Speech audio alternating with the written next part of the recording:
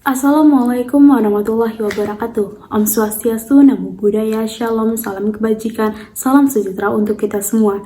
Yang saya hormati Bapak Rahmat Gustomi, SIP, MIP, selaku dosen pengampu mata kuliah Academic Skill. Yang saya hormati Mas Abdan Syakuran, SIP, serta rekan-rekan saya yang saya banggakan. Pertama, marilah kita bersyukur kepada Tuhan Yang Maha Esa yang senantiasa memberikan nikmat dan karunia-Nya pada kita semua, sehingga pada kesempatan kali ini kita dapat berkumpul di sini dengan keadaan sehat walafiat. Di sini saya mengucapkan terima kasih atas waktu yang diberikan kepada saya untuk menyampaikan beberapa kalimat dengan judul Peran Pemuda sebagai Agent of Change.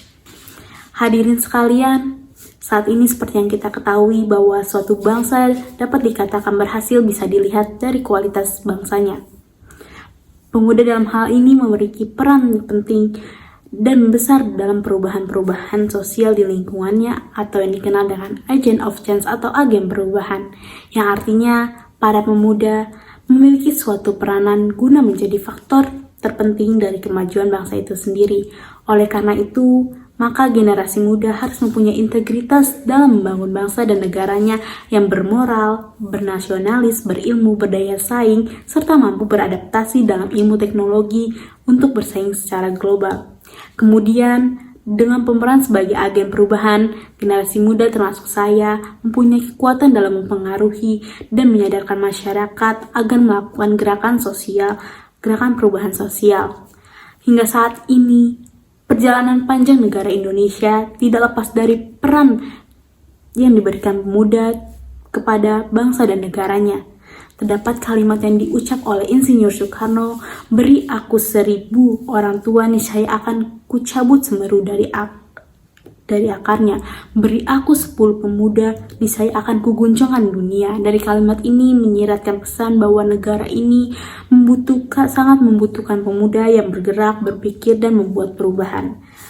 Selanjutnya, bicara mengenai kemajuan di negara Indonesia ini, itu pastinya tidak lepas dari pemuda di mana yang bergerak dan yang membuat suatu perubahan. Jadi jangan salahkan jika banyak hoaks yang beredar jika pemudanya saja tidak mengambil alih perubahan dengan membuat konten positif dan inspiratif, membuat edukasi untuk menekan mundurnya angka hoaks tadi.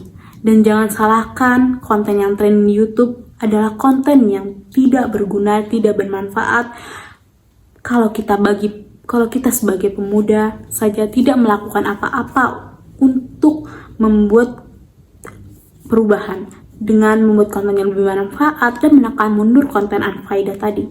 Jangan salahkan jika negara dan bangsa Indonesia 5 dan 10 tahun ke depan tidak ada perubahan sama sekali jika pemudanya saja tidak melakukan persiapan untuk melakukan perubahan. Dapat diketahui bahwa pemuda yang beradaptasi akan maju lebih cepat, bergerak lebih cepat. Mereka yang tidak bisa akan diam di tempat dan lebih memilih mundur. Ketika manusia berhenti melakukan perubahan ke arah yang lebih baik, maka mereka akan mati diam di tempat mundur ke belakang. Lalu apa yang menjadi perbedaan antara pemuda zaman sekarang dengan terdahulu? Apa yang menjadi perbedaan antara pemuda zaman sekarang dengan pemuda yang akan datang?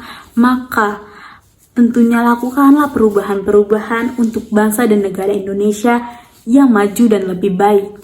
Oleh karena itu, tanpa adanya peranan pemuda Indonesia, maka bangsa Indonesia akan mengalami kesulitan dalam kemajuan, pembangunan, perubahan, bahkan identitas bangsa akan memudar dengan sendirinya.